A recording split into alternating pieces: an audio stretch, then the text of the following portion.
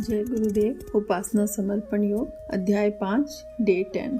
अभी तक हमने पढ़ा कि कितनी गुरु वरण की क्या आवश्यकता है और आजकल विडंबना ऐसी क्यों बनी हुई है कि गुरु शिष्य का संबंध बन नहीं पाता है। उसमें गुरुदेव ने बताया कि समर्थ गुरुओं का अभाव हो गया है। तो आइए हम उसके आगे बढ़ते हैं। गुरुदेव क्या कह रहे हैं? जिनकी जीवनचर्या में तपश्चर्या आदि से अंत तक गुथी नहीं है, जिनके अध्ययन अध्यवसाय का ज्ञान संपदा अकाहत नहीं है, जो लोक मंगल के लिए आज विसर्जन कर सकने में समर्थ नहीं हो सके, जिनका चरित्र दूध जैसा ध्वल नहीं है, उनमें अपनी गाड़ी आप घसीट सकने तक की तो समर्थ होती नहीं, अपने लिए जिस तिस के सामने पल्ले पसारते फिरते हैं, फिर वह अन्यायों की शिष्यों की सहायता कर सकने में किस प्रकार समर्थ हो सकते हैं। तो वो बता रहे हैं कि जो आजकल के गुरु हैं उनके बारे में थोड़ा बता रहे हैं कि अधिकांश गुरु 90% गुरु बताते हैं कि ऐसे ही गुरु हैं आज के ज़माने में। इसीलिए हम देखते भी हैं, बहुत सारे उदाहरण आजकल हमें समाचारों में दिखने को मिल जाते हैं कि उस गुरु का व्यवहार ऐसा था या उन्होंने ऐसा किया या उन्होंने ऐसे किया। तो सच्चे गुरु तो कहाँ दिखते हैं, हम लोग बहुत कम ही गिने हुए सच्चे गुरु दिखते हैं। तो बता रहे हैं कि ऐसे गुरु जिन्होंने तपश्चर्या नहीं करी, कोई तप नहीं करी, कोई साधना नहीं किया, उनके जीवन में तप और साधना गुथा ही हुआ नहीं है कि वो कर लिया तो कर लिया, नहीं करा तो नहीं करा, जिनके उन्होंने अध्ययन भी नहीं किया, अपना स्वाध्याय भी नहीं किया, जिससे कि ज्ञान की संपदा उनमें बढ़ चढ़ कर हो, ऊंची चोटी की ज्ञान हो उनमें, वैसा भी नहीं है। लोक मंगल के लिए वो करने के लिए तैयार नहीं है। वो लोक मंगल का तो उनका आत्म है ही नहीं उसके में, उनके अंदर कि हमें लोक मंगल करना है, उसके लिए अपने आप को गला देना। जैसे हमारे गुरुदेव ने अपने लिए कुछ नहीं रखा, सिर्फ जो भी था अपने घर का पैसा, जमींदारी का पैसा, माता जी के गहने सब लगा दिए कि हम ऐसा जगह, ऐसा संस्थान करा। उन्होंने 2 ही कमरे से शुरू, आवलखेड़ा में तो बहुत ही छोटी जगह थी, आगरा में भी 2 कमरे से शुरू किया उन्होंने, कि कोई दिखावा नहीं है, सिर्फ एक ही उत्साह और एक ही लगन है कि हम किस तरह से जन जन के लोग में ऐसी विचारों की स्थापना कर सकें जो उनको उज्ज्वलता की ओर ले जाए, एक अच्छा नागरिक बना सके, लोक मंगल समाज के लिए उपयोगी बना सकें। लेकिन आजकल ऐसा कहाँ देखने के लिए मिलता है। वो बोल रहे हो ऐसे गुरुओं का ना चरित्र जैसा, चरित्र भी इतना गिरा हुआ है कि हम आए दिन कहानी किससे सुनते हैं। उन्हें अपनी गाड़ी तो घसीट सकने में सामर्थ्य होता नहीं। अगर जब ना ज्ञान है, ना तप है, ना कुछ है, ना कोई समर्पण है किसी चीज़ के लिए, तो ऐसे लोगों के लिए तो अपनी गाड़ी खींचना मुश्किल होता है। क्योंकि वो तो दिखावा जो कर रहे हैं, वो दिखावे में लोग कितना फंसेंगे। किसी को आप 1 दिन जुटला सकते हो, 2 दिन जुटला सकते हो, बहाना दिखा सकते हो कि भाई हम अच्छे हैं, पर एक दिन तो उसके सामने आपकी असलियत आ ही जाएगी। तो जब वो असलियत आ जाएगी तो फिर वो आपका साथ क्यों देगा। तो वो अपनी जिस तरह से अपने सबके सामने पल्ले पसारते फिरते हैं, ऊंचा दिखावा करते रहते हैं और लोगों को भटकाने की और फंसाने की कोशिश करते हैं। देख, एक बाजार में एक जैसे ठगी को बेच रहे हैं, ऐसा वातावरण हो गया। फिर वह अन्यायों की शिष्यों की सहायता कर सकने में किस प्रकार, किसी तरह भी जो उनके साथ जीवन में आएगा उसकी क्या सहायता कर पाएंगे, जब वो खुद ही अपनी सहायता नहीं कर पा रहे हैं। अपना ही विचार इतना पतन का है, गिरा हुआ है, बस थोड़ा बहुत जान लिया और उसी में अपने आप को गुरु मान लिया। आजकल तो आप देखो हर जगह गुरु खड़े, हर तरह की बात बताने के लिए खड़े हैं। लेकिन पहले आपको अगर कुछ सीखना है समर्थ गुरु से तो सीखो, मगर उसमें अपना अभिमान कोई नहीं होना चाहिए कि जो हमने सीखा वो गुरु की, और जो बुद्धि दी वो भगवान ने दी, जो सीखा वो गुरु से सीखा। और जो ये शरीर है, इस शरीर को हम आगे डिस्ट्रीब्यूट करने में यूज़ कर रहे हैं। जो नश्वर शरीर है, भगवान ने हमको एक शरीर देकर एक माध्यम बनाया, उस माध्यम को हम इस्तेमाल कर रहे हैं। तो मेरा तो अपना कुछ है ही नहीं, तो घमंड किस बात का, अहम किस बात का, ये तो सोचना ही चाहिए ना। हम तो मिट्टी के ढेले हैं, सिर्फ बोलने का समर्थ हमारी आत्मा दे रही है, सोचने का समर्थ हमारी आत्मा दे रही है, प्रकाशित कर रही है हम सबको। और वो प्रकाश जो है वो अगर 1 मिनट में बंद हो जाए तो ये तो हम तो बिल्कुल जड़ हो जाए, जैसे पत्थर वैसे हम हो जाए। तो इसका कुछ नहीं है। तो ये ऐसे जो गुरु होते हैं जो ज्ञान का अभाव नहीं है, ज्ञान भी नहीं है, कुछ भी नहीं है, सिर्फ लालच देकर चेलों को फंसा लेते हैं।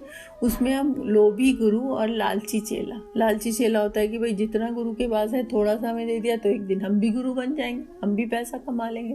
तो वो उस चरितार्थ से उनसे जुड़ते हैं। और ये दोनों एक दूसरे को नरक की तरफ ही ढकेलते रहते हैं, क्योंकि आप इतने लोगों का नुकसान कर रहे हो, उनको गलत रास्ते में चला रहे हो, तो अपने कर्म का फल तो भोगना ही पड़ेगा ना आपको, वो तो छूटेगा नहीं। कर्म का जन्म ऐसा सिद्धांत है कि कटाई से कटता नहीं है। तो कर्म के सिद्धांत के अनुसार से अगर आप किसी दूसरे के साथ गलत करोगे, उसे भटकाओगे, उसे गलत रास्ते में भेजोगे, तो आपको उसका भरपाई करनी ही पड़ेगी। जहाँ ऐसी स्थिति हो वहाँ गुरुता के अभाव में शिष्य की श्रद्धा कैसे उमंगे और घनिष्ठता स्थापित करने का सहारा और विश्वास किस आधार पर पनपे। आप देखो, जब ऐसी स्थिति होगी तो चेला देख ही रहा है कि हमारे गुरु कैसे हैं, लालची हैं, पैसा बटोर रहे हैं और दूसरों को भटका रहे हैं। सच्चा ज्ञान तो है नहीं, जो भी उल्टा सीधा है बोलते रहते हैं और बोल बोल के लोगों को भटकाते रहते हैं और बोल बोल कर उनको फंसाते रहते हैं उनका। तो ऐसे गुरु के सामने बैठकर शिष्य के अंदर उनके प्रति श्रद्धा कैसे आ सकती है? नहीं आ सकती। वो तो एक सोचते हैं कि ये भी सौदा कर रहे हैं और इनसे हम सीख कर एक दिन हम भी सौदा करेंगे। आज गुरु शिष्य के क्षेत्र में असमर्थता और अश्रद्धा का बोलबाला है, क्योंकि दोनों ही समर्थ नहीं है। गुरु ऐसा है कि जो ज्ञान नहीं दे पा रहा, और शिष्य ऐसा है कि जिसे उसको इस परवाह ही नहीं है कि मुझे ज्ञान मिल रहा नहीं मिल रहा। वो तो बोल रहा है मुझे एक तरकीब मिल रही है, एक टेक्निक मिल रही है कि पैसा, किसी लोगों को झांसा देकर कैसे पैसा कमाया जा सकता है। आगे गुरुदेव बताते हैं कि गुरु शिष्य अंत बहिर कर लेखा, एक न सुनिए एक नहीं देखा। कितनी सुंदर बड़ी बात कह रही कि गुरु शिष्य जैसे दो जोड़ी है, उसमें एक अंधा है और एक बहरा है। तो एक को सुनाई नहीं दे रहा है और एक को दिखाई नहीं दे रहा है। अब किसको नहीं सुनाई दे रहा है, किसको नहीं दिखाई दे रहा है, उसके लिए गुरु कह रहे हैं कि ये दोनों के चरित्र को ये चरित्र धारण करता है। कथित गुरु ये नहीं देखते कि इस शिष्य का जीवन किस दिशा में जा रहा है, और कथित शिष्यों को गुरु का निर्देश सुनकर आचरण करने की आवश्यकता अनुभव नहीं होती है। तो ये देखिए आप, तो इसमें क्या हुआ, गुरु तो अंधा हो गया। उसको तो सिर्फ यह है कि मुझे शिष्य मिल गया, ये सेवा कर रहा है, पानी पिला रहा है, खाना ला रहा है, मेरे वस्त्र जुटा रहा है, 4 लोगों को भी और बुला लाता है जो मुझे पैसा दे देते हैं। वो सिर्फ यही देख रहा है, उसको ये नहीं पता चल रहा कि ये मेरा शिष्य बना है, आखिर में मैं इसको भेज किस तरफ रहा हूँ, आखिर मैं इसका क्या उत्थान कर रहा हूँ, इसको क्या आगे बढ़ा रहा हूँ या कुछ कर रहा हूँ, या ये इसको भी ये गलत चापलूसी और गलत चीज़ें सिखा रहा हूँ। उसको कुछ इससे परवाह नहीं है, उसको सिर्फ परवाह है कि मेरा जो स्वार्थ है गुरु बनने का वो पूरा हो रहा है कि नहीं हो रहा है।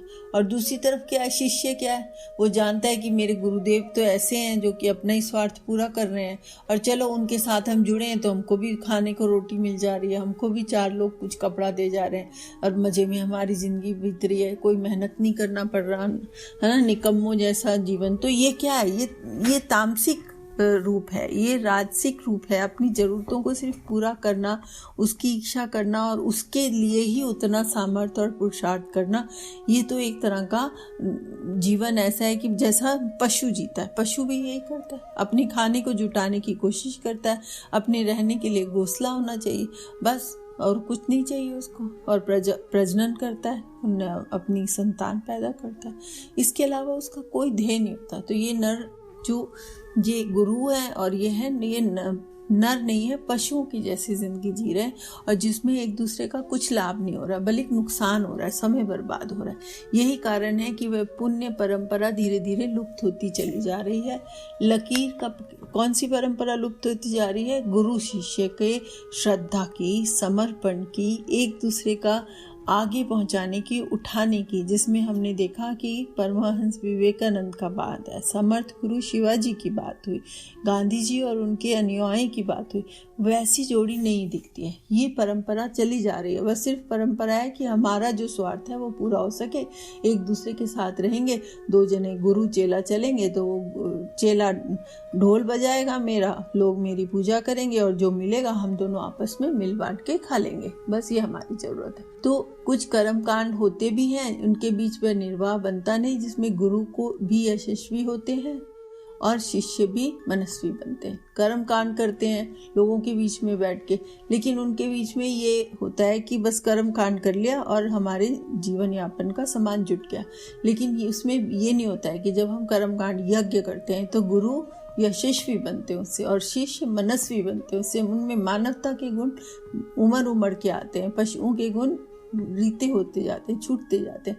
और जो गुरु होते हैं उनका यश फैलता है, क्योंकि इन्होंने अपने आने वाले शिष्यों को इस पद पर आगे बढ़ाया। इस पद पर बुद्ध तो अपने आप में प्राप्त कर चुके थे, सत्य को प्राप्त कर चुके थे, फिर भी वो निकले लोगों को समझाने के लिए, बढ़ाने के लिए। क्यों? अपने परमार्थ के लिए। लेकिन जितने उन्होंने शिष्य बनाए, आज जब भी हम उन शिष्यों को याद करते हैं तो उनके साथ उनके गुरु भगवान बुद्ध के यश को भी याद करते हैं। तो एक दूसरे के पूरक तभी बनते हैं जब श्रद्धा और समर्पण हो और सच्चाई हो, सच्चा गुरु हो और सच्चा शिष्य हो। उस योग के फलस्वरूप ही ऐसा वातावरण बन पाता है जिससे समूचे वातावरण में सत प्रवृत्तियों का मलयानिल प्रवाहित होता है। जब समर्थ गुरु होता है, सच्चा गुरु होता है, जो कि अपने शिष्य को सही राह दिखाता है और सही राह में उसकी आत्मिक प्रगति करता है, और शिष्य भी पूरी श्रद्धा के साथ गुरु के साथ जुड़कर समर्पित होकर उस पथ पे चलता है और गुरु के नाम को भी आगे बढ़ाता है, उसको यशस्वी बताता है। तो जब ऐसा युग्म होता है, जब ऐसा होता है, तो बोलते हैं कि वहाँ पर सत्प्रवृत्तियों का जो अच्छी विचारधारा है, अच्छा व्यवहार है, अच्छा वातावरण बनता है, और उस वातावरण का एक प्रवाह चलता है। प्रवाह क्या होता है कि जब नदी का पानी आता है तो अपने आसपास पड़े हुए रोड़े टुकड़े, मिट्टी, सड़े हुए पत्ते और गले हुए पत्ते और सबको बहा के ले आता है। तो जब ऐसा प्रभाव चलता है सत्प्रवृत्ति का, तो उसमें जन साधारण पर प्रभाव पड़ता है और जन साधारण भी सत्वृत्तियों में संलग्न हो जाती है, करने लगती है। ऐसा प्रभाव बनता है अच्छे विचारों से, और ऐसे विचार हमें फैलाने चाहिए। इन दिनों मंत्र और देवता अपनी शक्ति खो चले हैं, जबकि आध्यात्मिक प्रगति कल्प वृक्ष गुरु शिष्य परंपरा के आधार पर विनिर्मित होने वाली सिंचाई से वंचित रहकर कुमलाता, मुरझाता और सूखता चला गया।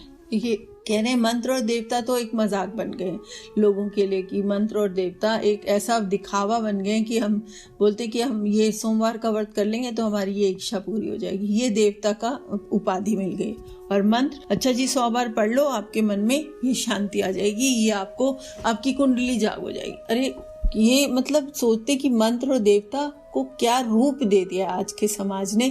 उस रूप के कारण क्या हो चुका है कि जो हमारी आध्यात्मिक प्रगति का कल्प वृक्ष था, कल्प वृक्ष कौन होता है? वैसा वृक्ष जो आपको सारी इच्छाओं को पूरा कर सकता है, वो आध्यात्मिक प्रगति। आध्यात्मिक प्रगति का समझ रहे हैं आप यहाँ पर क्या मीनिंग बता रहे हैं? कि ऐसी प्रगति जिससे कि आपकी सारे अंदर की जो वासनाएं और कामनाएं खत्म हो और आपके सही रास्ते पे चलने वाली जितनी भी इच्छाएं और जितनी भी महत्वाकांक्षाएं वो पूरी हो और आपको महामानव बनाए। ऐसा कल्पवृक्ष जो आध्यात्मिक प्रगति का है वो मुरझा रहा है, कुम्हला रहा है, सूखता जा रहा है। क्यों? क्योंकि गुरु शिष्य की परंपरा के आधार पर एक दूसरे से श्रद्धा होती थी, एक दूसरे को आगे बढ़ाते थे, आध्यात्मिक प्रगति दोनों की होती थी, और उस आध्यात्मिक प्रगति के कारण एक वातावरण बनता था, और उस वातावरण से ही इस कल्प वृक्ष की सिंचाई होती थी। इस कल्प वृक्ष आध्यात्मिक प्रगति के जो कल्प वृक्ष है उसकी सिंचाई होती थी और वो फलता फूलता था। लेकिन आजकल जैसे गुरु भी नहीं है और ऐसे शिष्य भी नहीं है, तो उसके अभाव में संसार में होने वाली आध्यात्मिक प्रगति रुक गई है। लेकिन अब देखिए गुरुदेव हमारे कहते हैं कि उज्जवल भविष्य आने वाला है, तो हम देखते हैं कि चारों ओर वातावरण बदल रहा है, लोगों का ध्यान पलट रहा है, वो वापस उन शास्त्रों और का अध्ययन कर रहे हैं, वेदों का अध्ययन कर रहे हैं, उसकी वाणी को समझ रहे हैं और अपने जीवन में प्रयास करना शुरू किया लोगों ने कि हमारे जीवन में उतरे। तो ये प्रयास जारी रहे और हमारा आध्यात्मिक पथ आगे बढ़ता रहे। इसी भावना के साथ आज का स्वाध्याय हम यहीं विराम करते हैं। जय गुरुदेव। आइए गायत्री मंत्र श्रद्धा के साथ पढ़ें कि हमारा बुद्धि को सही रास्ते पे भगवान चलाए। ओम भूर्भुवः स्वः तत्सवितुर्वरेण्यं भर्गो देवस्य धीमहि धियो यो न प्रचोदयात्। जय गुरुदेव। प्रणाम।